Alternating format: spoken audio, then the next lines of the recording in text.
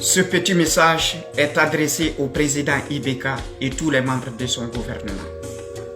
Le Mali ne doit plus être la propriété privée des soi-disant personnalités qui sont incapables de coordonner des actions stratégiques à la hauteur de leur poste pour sortir le Mali de la crise de guerre au nord.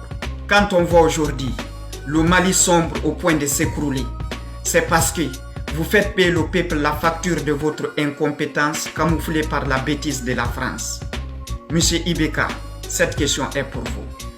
Vous êtes le président de la République du Mali pour sauver le Mali et défendre ses intérêts ou pour foncer le Mali dans le piège de la France? C'est une grosse honte pour le président d'une république de regarder des centaines de jeunes soldats maliens tomber tous les jours au prix de sauver le drapeau du Mali du complot que vous, Ibeka, que vous avez cautionné par l'inaction de ne pas riposter avec détermination.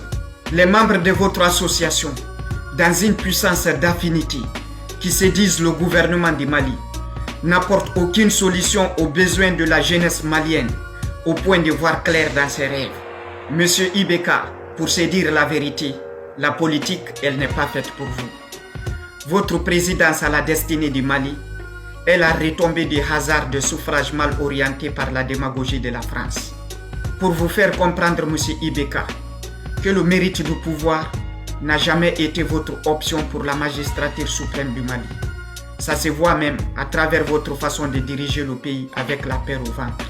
Monsieur Ibeka, je suis de Guinée-Conakry.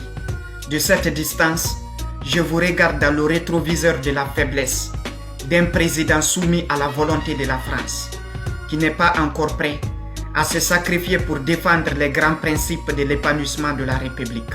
La République du Mali est une grande nation qui mérite mieux que votre gouvernement. Au nom de la démocratie, vous avez vendu la grandeur du Mali à ses ennemis, qu'elles soient françaises ou les rebelles du Nord, peu importe. Monsieur Ibeka, ce peuple qui vous a élu avec tous les honneurs du monde, vous n'avez pas été reconnaissant envers ce peuple.